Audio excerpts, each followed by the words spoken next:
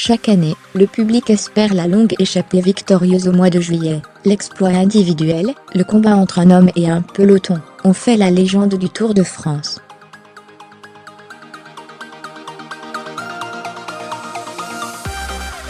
Si le record, depuis l'après-guerre, est de 253 km, André Bourlon en 1947 entre Carcassonne et Luchon, d'autres se sont illustrés.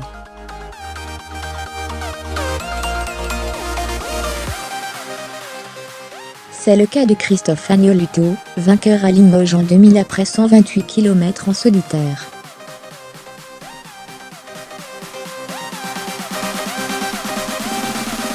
L'homme idéal, pour expliquer comment une telle performance se construit sur la grande boucle.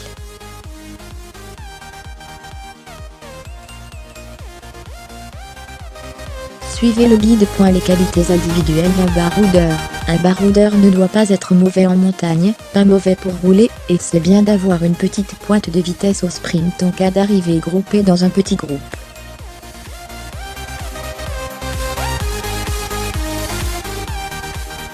Le baroudeur doit être assez endurant, aimer se montrer devant le peloton et rouler seul.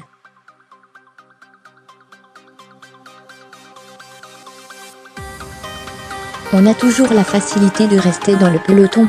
Il faut être un peu moyen partout, pour limiter la casse.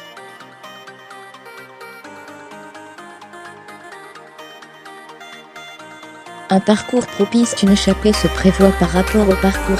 Quand j'arrivais sur le Tour de France, je pointais les étapes sur lesquelles je roulais à bloc.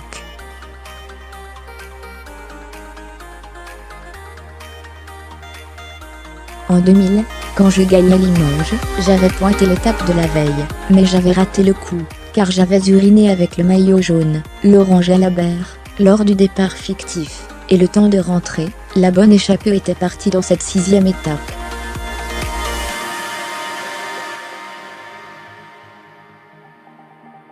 La 7e, je ne voulais pas la louper, et j'ai pris la bonne.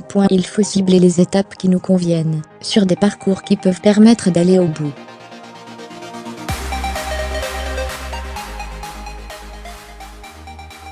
Il vaut mieux des parcours accidentés, où les équipes de sprinteurs ne vont pas mettre en route.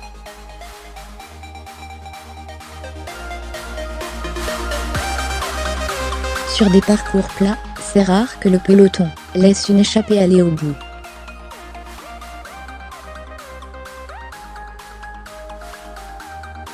À 10 pour partir, tout seul pour finir. Quand j'ai gagné à Limoges, j'ai roulé tout seul, car j'étais sûr de gagner, si j'allais au bout, rire.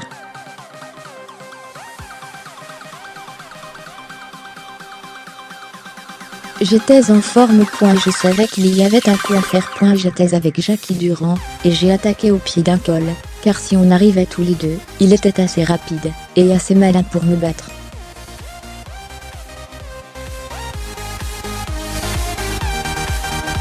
Je ne l'ai pas laissé rentrer. C'est bien d'être à 5 ou 10, pour récupérer lors des relais, et partir seul dans le final.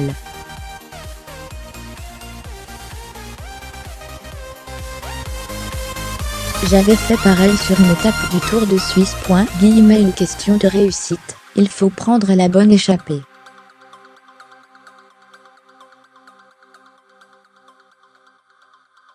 Sur le Tour, on voit que des échappées partent km 0, mais c'est rarement la bonne.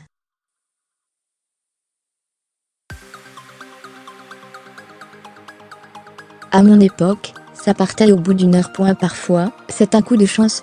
On part dans 5 échappées, et finalement c'est la 6e qui est la bonne.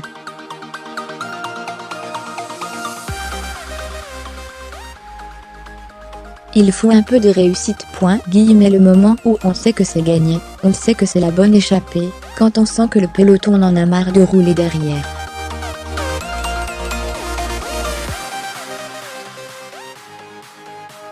Quand j'ai fait 128 km en solitaire, et que j'ai gagné à Limoges, j'ai eu le temps de savourer à 10 km de l'arrivée.